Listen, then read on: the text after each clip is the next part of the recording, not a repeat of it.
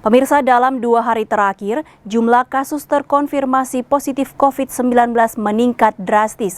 Warga pun diimbau untuk waspada dan patuhi anjuran pemerintah untuk menjalankan physical distancing.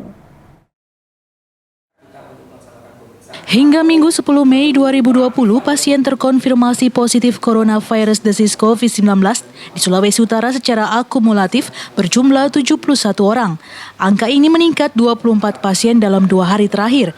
Jika pada Sabtu lalu bertambah 6 pasien, pada hari Minggu kemarin ketambahan 18 pasien.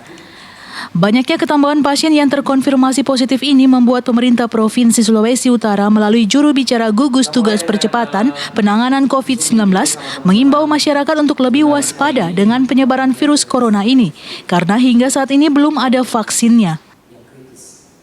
Dan lagi keberhasilan pembatasan transmisi COVID-19 di Sulawesi Utara tidak bergantung kepada aparat, apalagi aparat kesehatan, karena tugas kami adalah mendeteksi keberadaan pasien yang diduga terkonfirmasi. Itu saja tugas kami. Tapi untuk memutus mata rantai itu perlu keterlibatan semua pihak dan terutama masyarakat.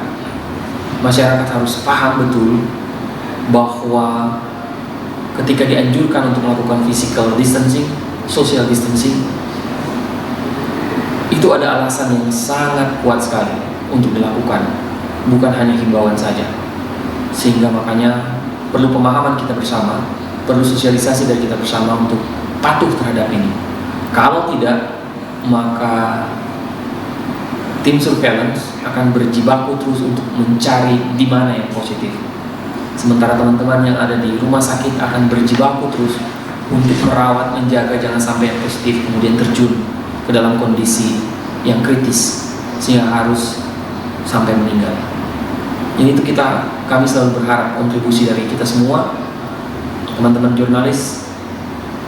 Kami harapkan juga berkontribusi untuk terus menyiarkan kepada masyarakat agar tetap patuh terhadap himbauan social distancing dan physical distancing, sehingga kemudian kita bersama-sama akan meringankan tugas kita masing-masing. Kami di tim surveillance akan lebih ringan untuk tracing karena makin sedikit yang ada di luar rumah, dan teman-teman juga yang ada di rumah sakit tidak akan ketambahan pasien baru terus setiap hari untuk PDP maupun pasien yang terkonfirmasi positif. Saat ini di Sulawesi Utara sudah ada 3 kota yang masuk kategori transmisi lokal atau zona merah COVID-19, yaitu daerah yang telah terjadi penjangkitan COVID-19 terhadap orang yang tidak melakukan perjalanan keluar daerah. Ketiga kota tersebut adalah Kota Manado yang status transmisi lokalnya sejak 7 April lalu dan kota-kota Mobagu dan Kota Tomohon yang naik status pada 8 Mei 2020. Paul Baule melaporkan untuk Kawan Nuha TV.